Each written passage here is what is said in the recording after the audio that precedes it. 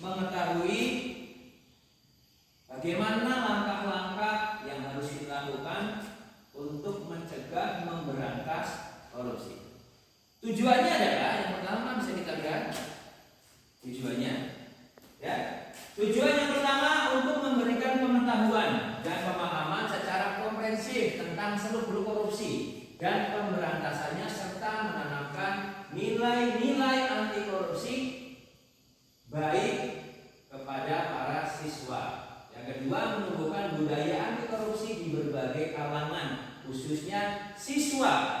Jadi penekanannya adalah siswa sekolah, sehingga dapat berperan aktif menjadi agen pencegahan dan pemberantasan korupsi di masyarakat dalam upaya pemberantasan korupsi di Indonesia.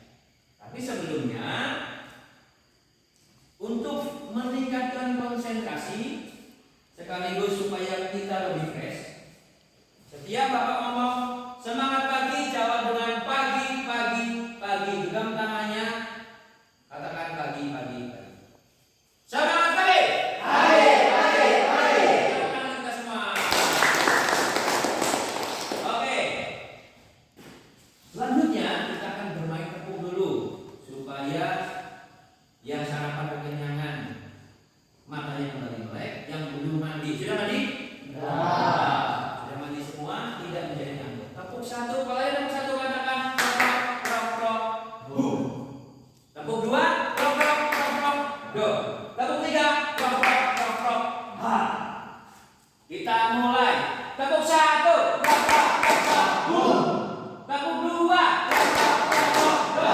Tepuk tiga, krok krok krok krok ha. Tangan kita semua. Oke, kita masuk ke materi selanjutnya. Apa pengertian korupsi ya? Apa pengertian korupsi? Korupsi itu jahat. Korupsi itu jahat. Oke, bagus, bagus. Apa korupsi? Belum tahu. Oh, belum tahu. Baik. Untuk memacu kita dengan apa pengertian korupsi, kita simak sebuah video. Video ini berasal dari YouTube-nya KPK.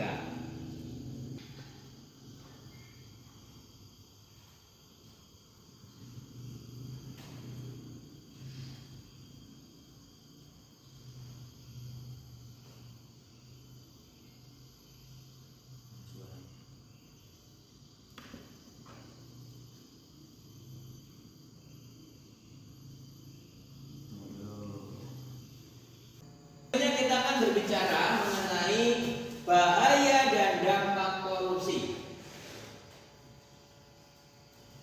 Dampak korupsi bagi individu adalah satu, pelayanan yang buruk. Kalau taruna kalian pernah ke puskesmas, jika ada pelayanan yang buruk, nah bisa jadi itu adalah salah satu akibat dari korupsi. Kemudian yang kedua adalah ketidakadilan. Contoh yang mudah, ketika teman-teman ini membaca berita, ada yang mencuri ayam dihukum bertahun-tahun, tapi ada yang korupsi miliaran, hukumannya hanya sebentar. Itu ketidakadilan. Pengangguran juga merupakan salah satu dampak dari korupsi. Kemudian di masyarakat apa? Satu, ketidakpercayaan kepada pemerintah. Yang kedua, mengabaikan peraturan. Yang ketiga adalah memandang rendah pegawai pemerintah. Kemudian dampak bagi ekonomi adalah investasi yang rendah. Jadi negara-negara lain tidak percaya dengan negara yang tingkat korupsinya tinggi. Kemudian pertumbuhan ekonominya stagnan dan kurangnya pembangunan infrastruktur. Nah, dampak korupsi selanjutnya bisa dilihat, terjadi ketimpangan sosial.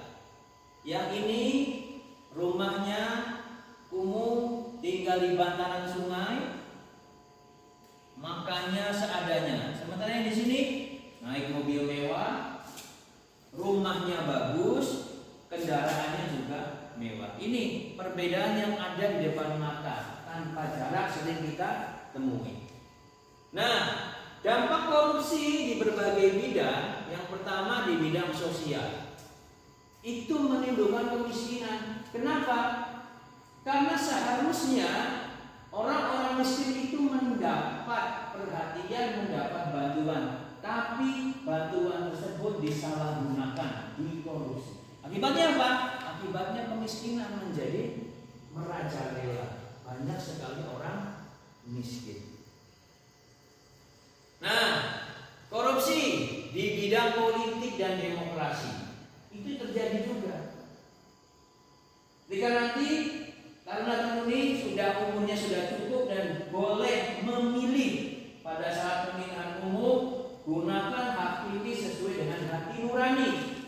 Jangan memilih karena ada yang mengiming-imingi akan memberikan uang. Biasanya terjadi pada saat hari pemilihan, pagi-pagi sudah ada yang bagi-bagi uang. Tujuannya apa? Tujuannya supaya kalian memilih orang yang telah memberikan uang kepada. Korupsi di bidang pemerintahan akibatnya apa?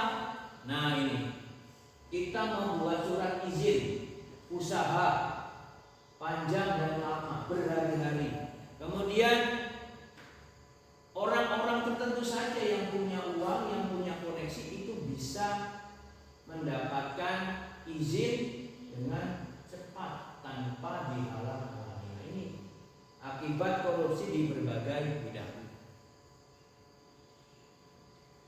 Nah, korupsi di bidang lingkungan hidup. Nah ini, bagaimana? Hutan-hutan ditebang, hutan-hutan ditebangi, dibabat, diambil kayunya, sehingga apa? Banjir. Hari ini ada banjir kan? Beberapa yang lalu ada masih banjir. Nah ini juga akibat korupsi. Nah, kerugian negara akibat korupsi itu lebih besar dibandingkan dengan hasil korupsi yang disita oleh negara.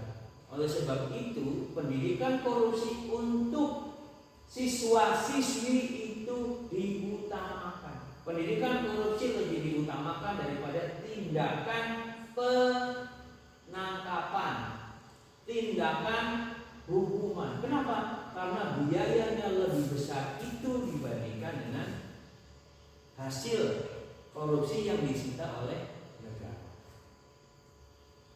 Faktornya apa? Faktor korupsi ada dua, faktor internal dan faktor eksternal. Faktor internal dari dalam diri. Contoh, ingin pakai baju yang bagus, ingin punya mobil yang mewah, ingin punya rumah yang megah. Itu faktor dari dalam diri. Kalau faktor luar bagaimana? Bisa jadi dari keluarga. Misalkan sudah punya istri, istrinya ingin hidupnya mewah, suaminya akhirnya korupsi. Itu contohnya. Nah, ini faktor eksternalnya, aspek ekonomi, aspek politik, banyak sekali. Kemudian, nah, gratifikasi. Kita berbicara gratifikasi, uang pelicin, pemerasan dan suap. Kalau kalian memberikan sesuatu kepada guru supaya kalian naik kelas, itu namanya apa? Ada yang tahu? Suap. Boleh suap? Tidak boleh, karena penyuapan adalah salah satu bentuk korupsi. Uang pelicin, kalian ingin masuk sekolah, ngasih uang ke sekolahan supaya masuk, itu juga tidak boleh. Pemerasan, kalau pemerasan yang dibalik, sekolah minta uang ke orang tua kalian supaya kalian bisa masuk, itu pemerasan. Itu juga salah satu korupsi. Nah, gratifikasi. Gratifikasi ini biasanya berhubungan dengan ASN. Kalau misalkan lebaran, ASN pejabat mendapatkan hadiah dari pemborong atau dari toko, nah itu termasuk gratifikasi. Itu juga tidak boleh dilakukan. Nah, strateginya ini kalau kita berbicara penindakan. Yang kedua adalah pencegahan. Yang ketiga adalah pendidikan dan peran serta masyarakat. Nah, yang paling efektif adalah yang terakhir, pendidikan dan peran serta masyarakat. Kenapa?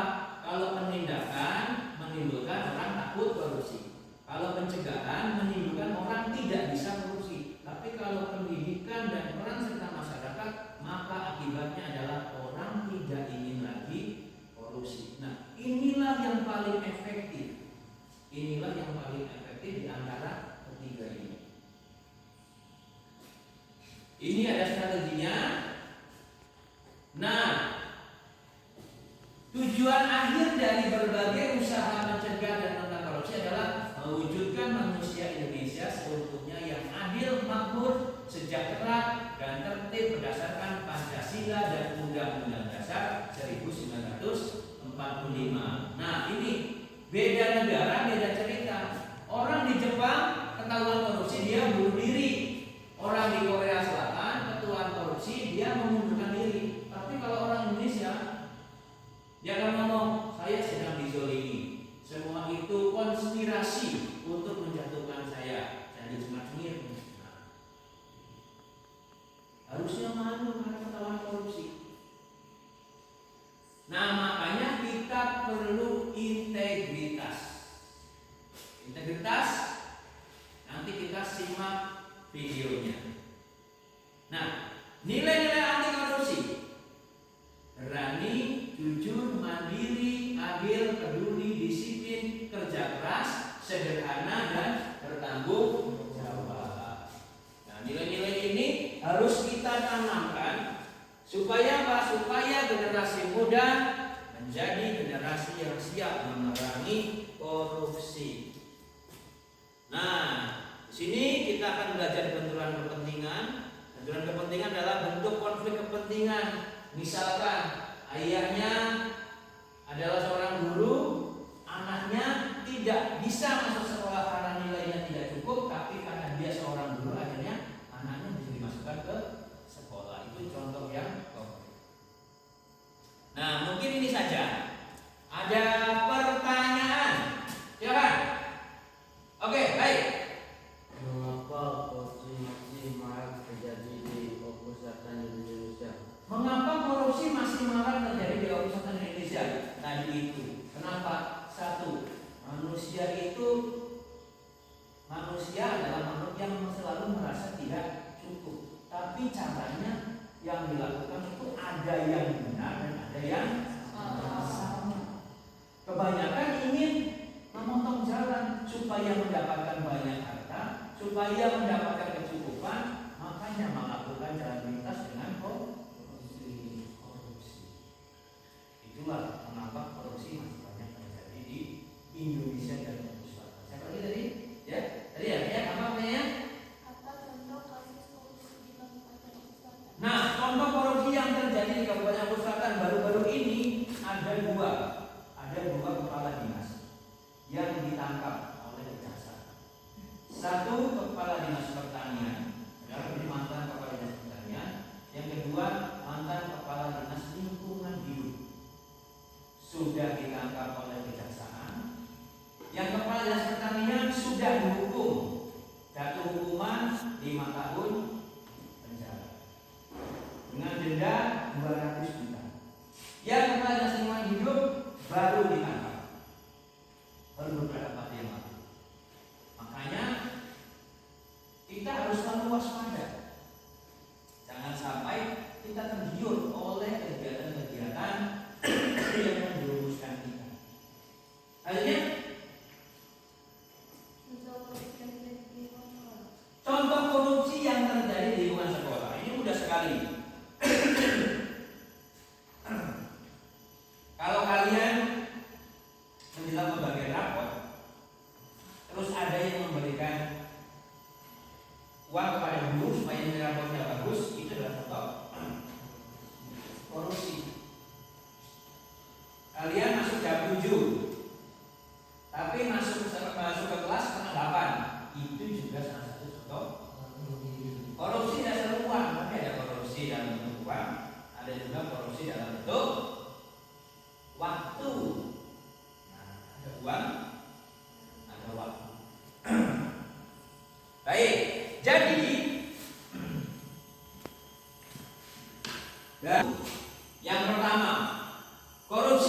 perbuatan jahat atau orang sering menyebutnya sebagai extraordinary crime, perbuatan jahat yang luar biasa. Karena akibatnya tidak hanya berdampak kepada sedikit orang, tapi kepada banyak orang. Oleh sebab itu, mari kita bersama-sama menjadi agen yang melawan agen pemberantasan korupsi. Siap untuk menjadi agen pemberantasan korupsi? Siap menjadi agen pemberantas korupsi. Oke, bagus. Semuanya harus siap menjadi agen pemberantasan korupsi. Supaya apa? Supaya Indonesia lebih maju, lebih baik untuk kedepannya. Mungkin itu saja penjelasan Bapak mengenai anti korupsi pada hari ini. Mudah-mudahan kita bertemu lagi di lain kesempatan. Jika ada sumur di ladang, boleh kita menumpang. Jika ada umur panjang, insya Allah kita akan